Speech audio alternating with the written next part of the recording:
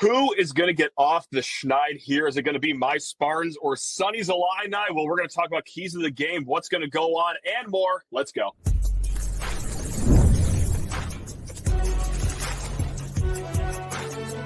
You are Locked On College Crossover, part of the Locked On Podcast Network.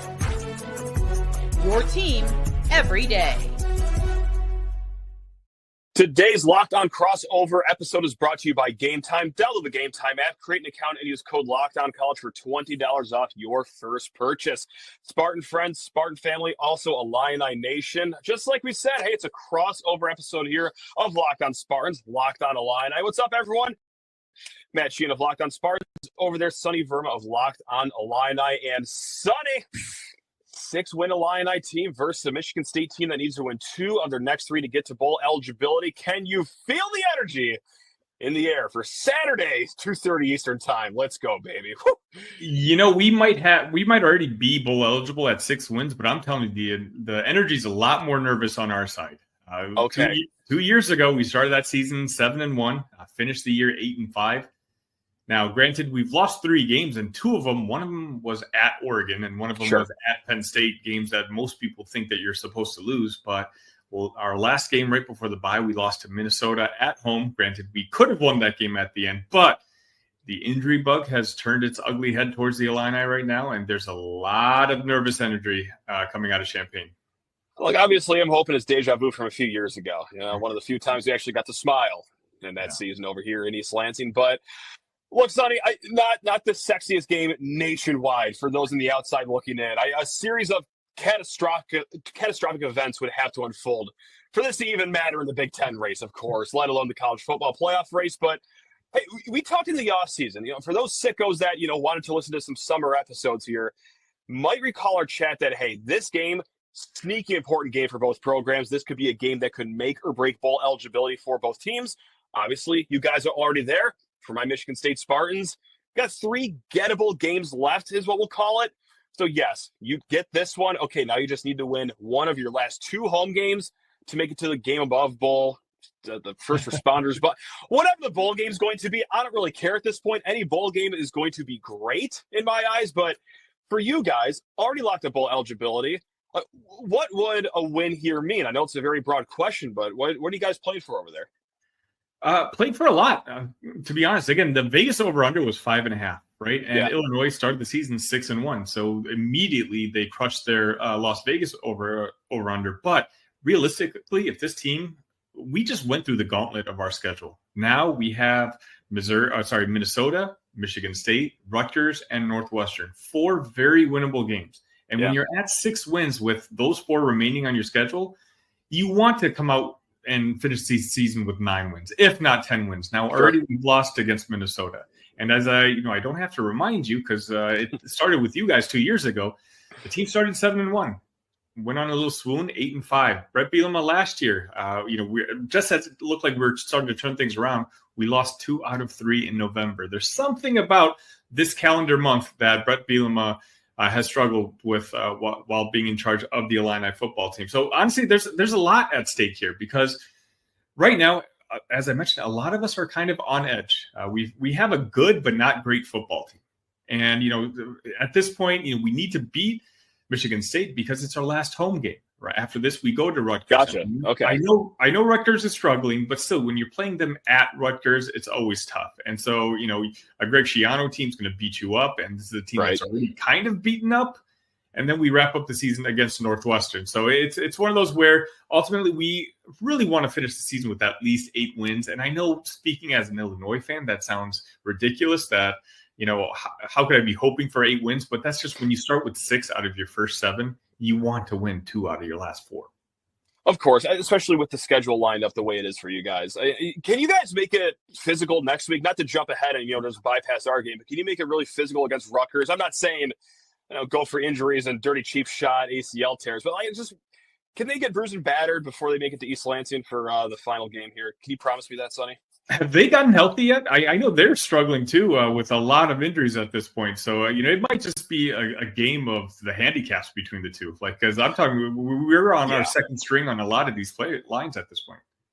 Dude, we're one injury away here in East Lansing from me playing right guard. It's not good.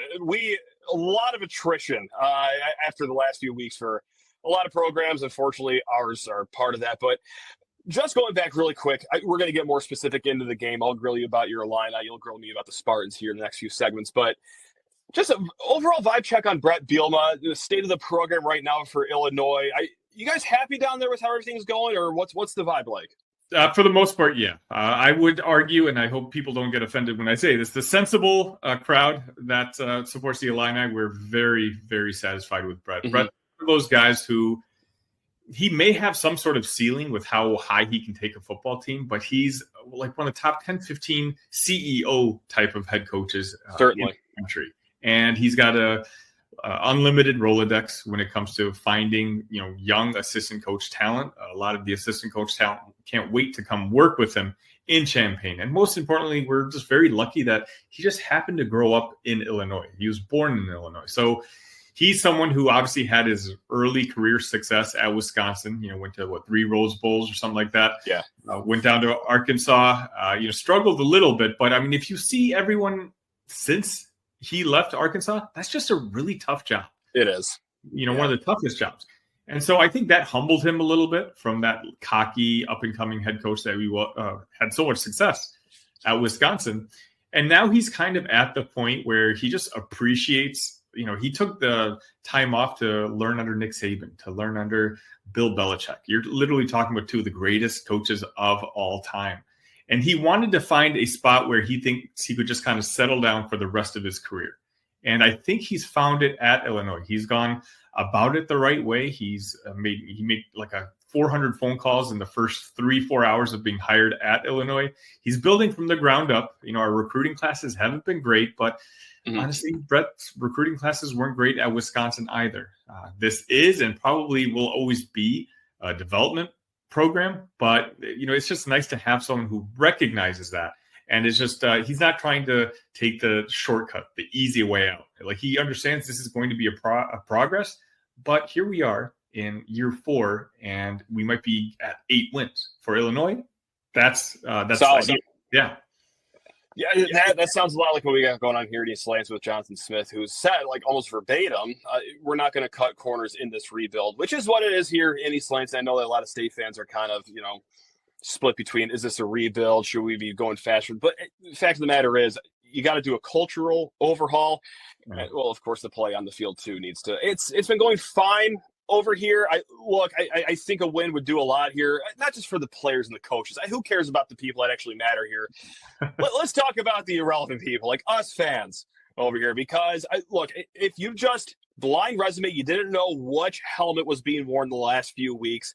If you just said, okay, Michigan State has 4 wins going into the last 3 games, fine. All right, you know what? This was expected. The over-under win total was 4.5. Okay, November sets up nice for us. Just the fact that, when you do see the helmets being worn the last few weeks, a Michigan team that is just atrocious, still sick to my stomach we lost to those guys, Sunny. That's the worst Michigan team we'll see in a generation, I think. You guys know this. You beat them by 2 touchdowns. And then, another first-year head coach. Yeah, it was, I smiled, and then all of a sudden we did our thing, and now I can't smile about anything that happens to them. And then the week after, Indiana, another first-year head coach with Kurt Cignetti doing amazing work. It's like, okay, we just got bombed by roughly 37 points. That was off the heels of a bad rivalry loss. So what a win does for us fans is, it gets us 1 win closer to a bowl game, reaching the goal of year 1 of a rebuild. But, man, we just need to get a sour taste out of our mouths here, because in a year, which was going to be, hey, you know what? Only surprises can make us happy, low expectations. We found a way to still be upset despite low expectations. So that's what a win here would do for us in year 1 of this rebuild. Sunny, I'm going to grill you about your Fighting Illini down there, but first.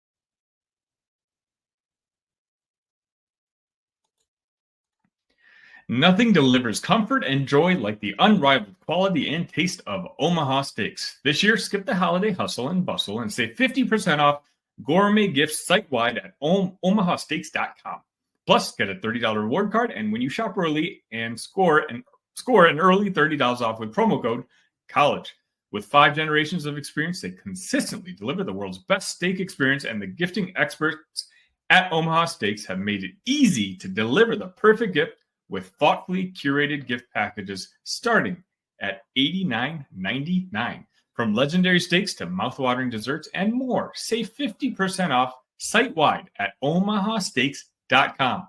Plus, our listeners get an extra $30 off with a promo code COLLEGE and a $30 reward card when you shop early. That's 50% off omahasteaks.com and an extra $30 off with promo code COLLEGE.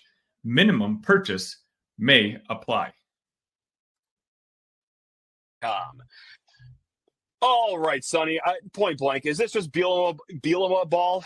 Just tough, good offensive line, running the ball, or what are we going to be getting a healthy dose of Saturday afternoon? Matt, the complete opposite. Why? How did this happen? I'm telling you, none of this makes sense. Zero of this makes sense. This is not a Brett Bielema team in any sort of manner. It's strange. The two lines are arguably the worst units on this football team. This offensive line is, unfortunately, again, I have no explanation for it, but Brett Bielema has not been able to figure out that offensive line. It's just super young. We keep moving guys around. Luke Altmyer over the last couple of weeks seems to be losing confidence and kind of reverting to his ways from last year, where he's losing the ball.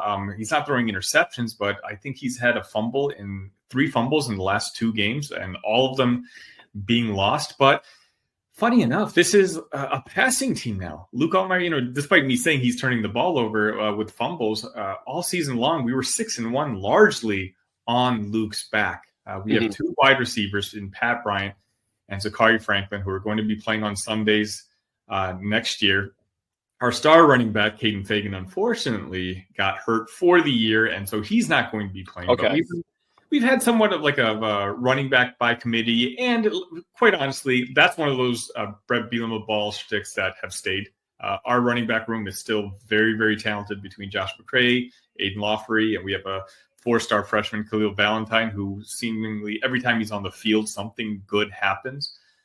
But really, on the offensive side, it's just right now, this is a fix-it game for Luke Altmyer and that offensive coordinator. Barry Lundy Jr., the microscope is on him at this point, just because people don't like the way he called the game the last couple of weeks. Now, 3 weeks ago, when you're playing Oregon, that's fine. You're going to get boat race. It is what it is, right? Yeah. But a team like Minnesota, which you're supposed to pretty much be at the same level as, they just didn't play very impressively. So again, I think getting Luke on the right track again. I think when he's a top 5 quarterback in the Big Ten.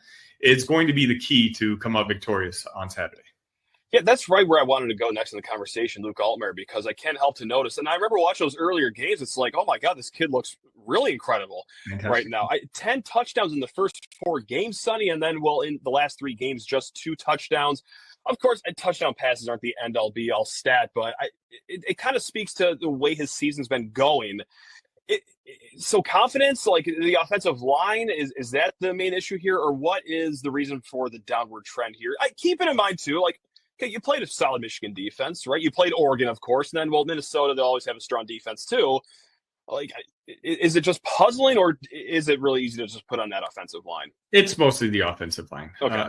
The 2 tackles are transfers we got, J.C. Davis and Melvin Priestley Jr. They've played very well. Both will probably play in the NFL. J.C. Davis maybe even next year. But the interior, our center is slightly undersized, and we still really haven't been able to figure out the guard positions. We're moving guys around. Guys are getting hurt at this point.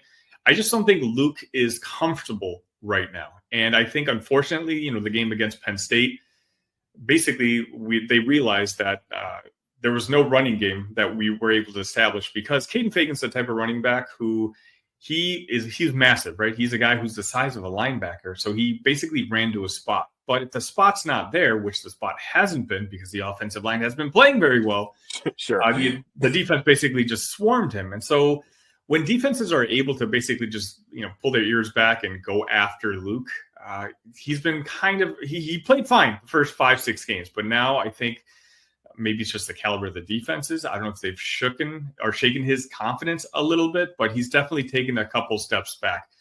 Not saying, again, he's still one of our best weapons in general, like especially his connection with Zachary Franklin and Pat Bryant. Sure. Like I said, two guys who are just two of the best receivers that you're going to see in this conference. So that's why I'm going to be very curious to asking you what your secondary looks like. But we lost our starting tight end in the offseason. And so we've kind of had young guys come in and play that spot just to offer Luke another option, but they're not really pass catching tight ends. So it's really all about that running back by committee.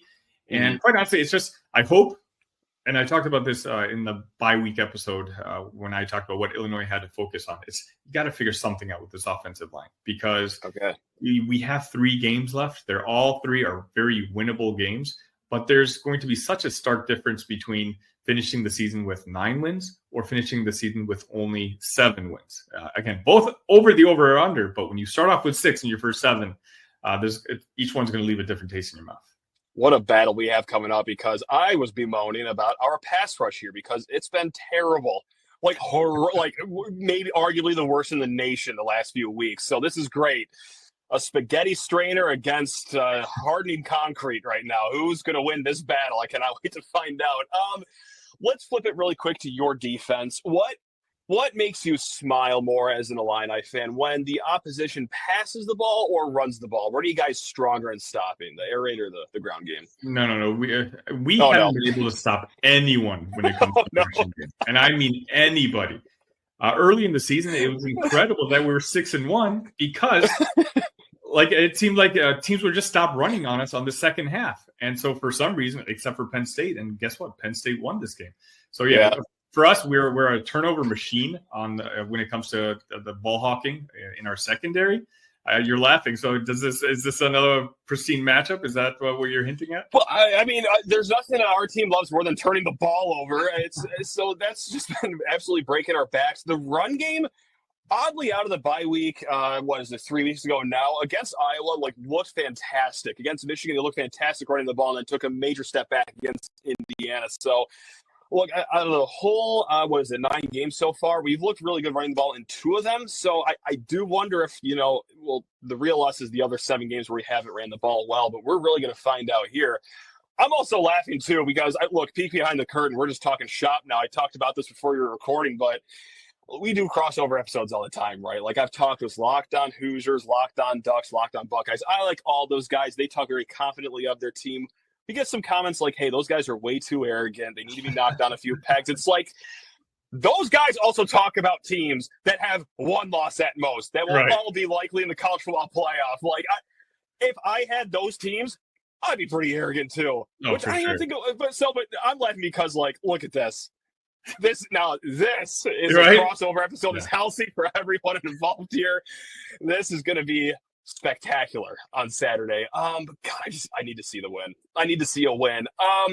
How is the pass rush for you guys, though? Because that's been an issue, too, with our patchwork offensive line. A lot of injuries so far. I know that we've said the word injuries 57 times so far this show, but truly, no one's felt it more than our offensive line.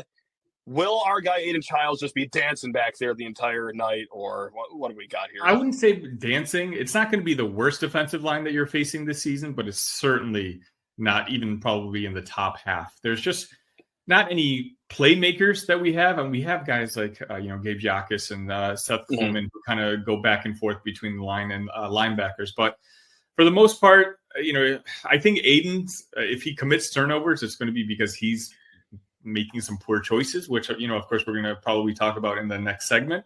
It's a line that, again, if you're passing the ball, he'll probably have enough time. We're going to kind of be counting on our defensive backs to make the plays. And I'm telling you, every time I have these crossovers as well, I always like to follow up with, the other host and say, hey, what did you think of the Illini? And one of the main things that's always been said is, I can't believe how well coached that defense is.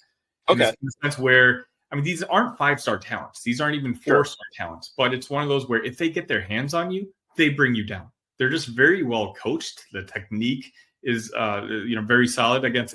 It's different when you're going up against a 5-star top 10 player like an Oregon wide receiver. But when you're talking about teams more at our level, it's just one of those where I'm hoping you guys pass it more than you decide to rush the ball.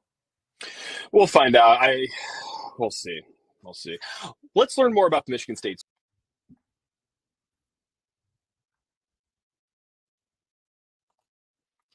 Get ready to tackle the NFL action with FanDuel, America's #1 sportsbook.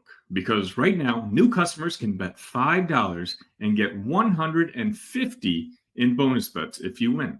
The FanDuel Sportsbook app gives you everything you need to place live bets on the NFL all in one place. So when you get a hunch in the middle of the game, you can check out the latest stats, view live play-by-play, and so much more on the same page where you place your bets. Just visit FanDuel.com to join today, and you'll get started with $150 in bonus bets if you win your first $5 bet. That's FanDuel.com.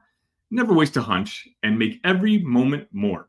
FanDuel, an official sportsbook partner of the NFL.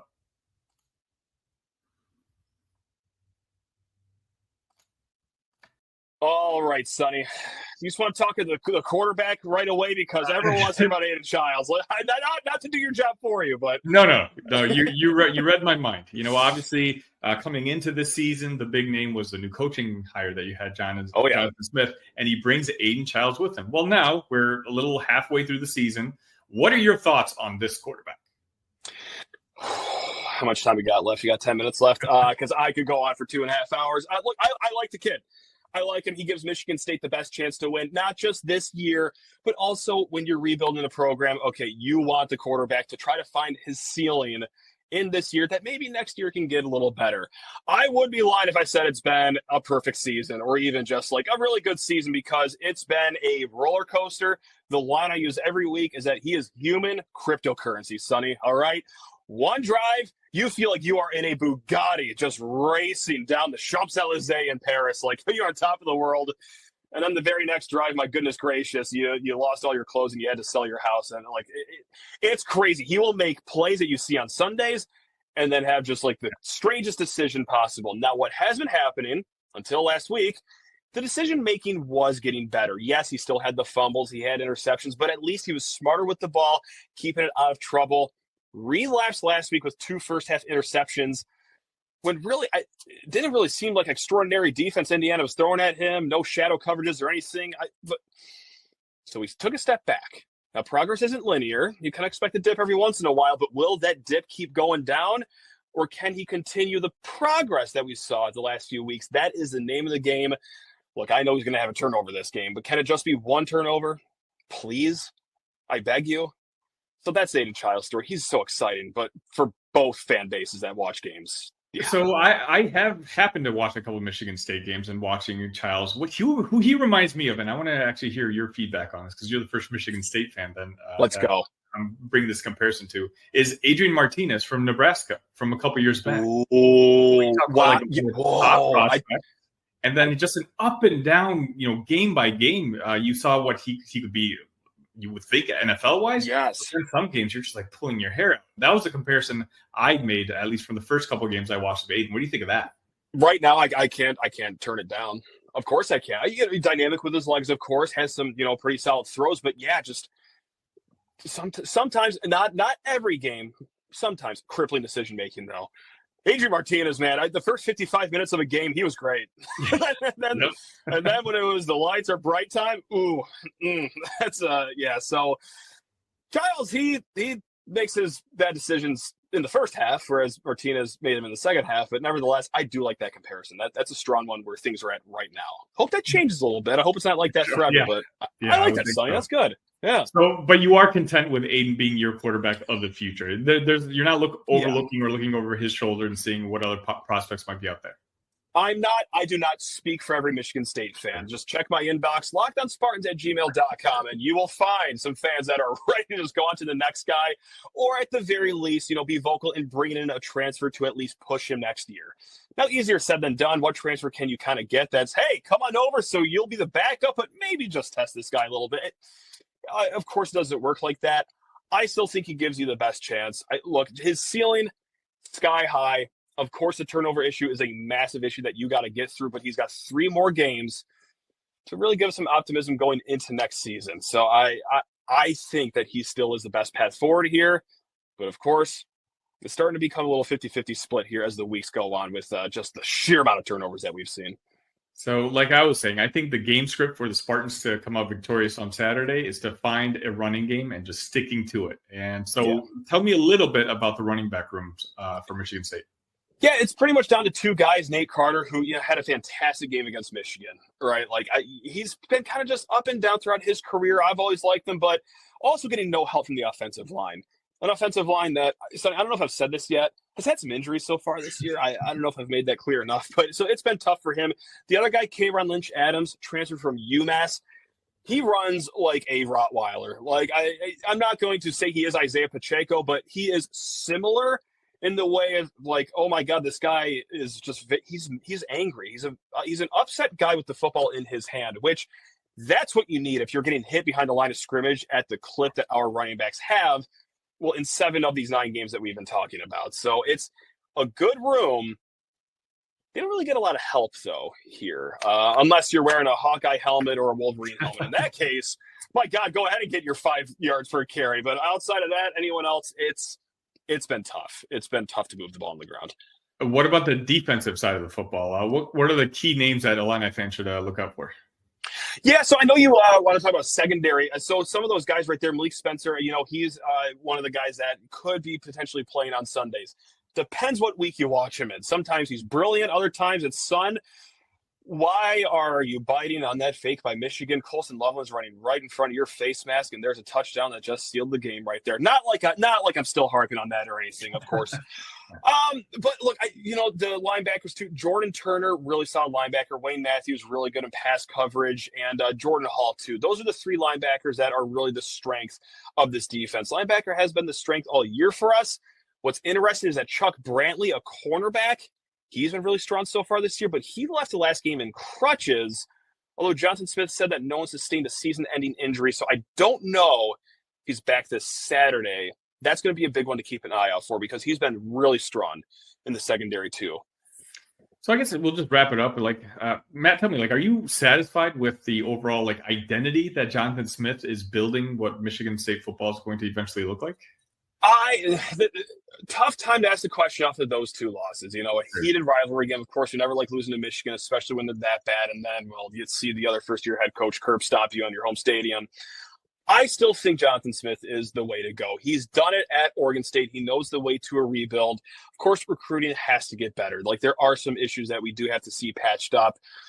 But what doesn't help Michigan State, and this goes for both coordinators too, it's we don't really have a pass rush whatsoever. We haven't had a sack since Boston College. That game was in September, Sunny. All right. And since that game, just 12 pressures total on the quarter. It's been horrendous. So what can you do as a defensive coordinator? You're asking Van Gogh to paint, and all that you've given him was a jar of tapioca pudding. You can't do anything with this. Offense, the same. The offensive line struggled. Of course, the excuses already was that, but it's tough to see the vision right now because you've seen at Oregon State, he wants to build a tough physical football team, run first, a lot of screen action, motion. It's hard for him to establish that so far early on. But should he continue the trajectory of where he was at Oregon State and eventually bring it back to run first, I like where things are at and just the cultural overhaul so far. I know it sounds cheesy, I know it sounds cliche, but it really does mean something. I think it's in a good spot here, much better than what it was the last few years under Mel Tucker here in East Lansing. So right now I like it. Not every fan is sold yet, and I understand that, but I saw the vision that he had at Oregon State, and I see how it could work here. Yeah, for the record, I love the hire. I thought it was the best hire in the conference. Now, obviously, we've seen what Kurt Cignetti's doing with Indiana, but doing okay. Yeah, decent enough. But, that's also one of the questions, how long does Kurt stay in Indiana? Do the Hoosiers really pay up and keep him in Bloomington? So ultimately, you might still win out on this one. I know. Look, they get to wave the flag that they got the best hire of the offseason because the goal here is, hey, you know what, one day be part of the college football playoff discussion within maybe 3-4 years here. Well, one guy's already done it in year 1. So 2 different methods to the madness, 2 different ways to rebuild a team, which we talked ad nauseum about Locked On Spartans last few episodes. But, yeah, safe to say that they got a strong guy over there. Now, Jonathan Smith getting silver medal, I don't hate that. Right. That's fine. Yeah, a lot to be determined. Is it prediction time, Sonny? Are we doing that already? You can sense the enthusiasm from both of us. Catch the energy, the confidence. No emails come to lockedonspartans@gmail.com saying, wow, that Sunny guy, he's way too arrogant. Yeah, there's no way. Overall, I'll be honest, you telling me that you're having issues with your defensive line, that's always my number one scare when it comes to every opponent that the Illini go up against. Yeah. I think that's shifted me toward, I think I was predicting us to win anyway, just because the game was at home. I'm just going to go ahead. Let's just say 27-20 Illini victory. I'm just going to whisper this so Michigan State fans don't get mad at me here. 23-20 Illinois. Is there a world Michigan State wins? Absolutely there is. I'd be a clown to not say that. Like, it's not a 3-point spread for no reason, but the turnovers have been an issue all season. The lack of pass rush. I think Luke Altmyer can find some new confidence with this, as he won't even see the whites of any defensive lineman's eyes the entire game, because no one even gets close to the quarterback in this. So long story short, I think Illinois does get the 23-20 loss or win. I got him stumbling to the finish line here, but yeah, it's, I hope I'm wrong. I'd love to be wrong. I hope even if Illinois does come out victorious this weekend, that we can soften up the Rutgers for you by the end of the season. If you just do that, that'd be great. I want to smile to end a season for the first time in a long time, Sunny, if you don't mind doing that for us. So thank you. Appreciate that. Guys, that's Sunny Verma over there, Locked On Illini. Matt Sheehan over here, Locked On Spartans. After this game wraps up on Saturday, which, by the way, for MSU fans, we also got a basketball game Saturday, too, so it will be a double feature show for us. That's right. Take care of Illinois and then Bowling Green on the hardwood. So, yeah, you can catch us here, Locked On Spartans. And, of course, Sunny's got you covered over there, Locked On Illini. We will see you guys Saturday. Take care of yourselves the rest of the week. If I can get the words out of my mouth. All right, guys, take care.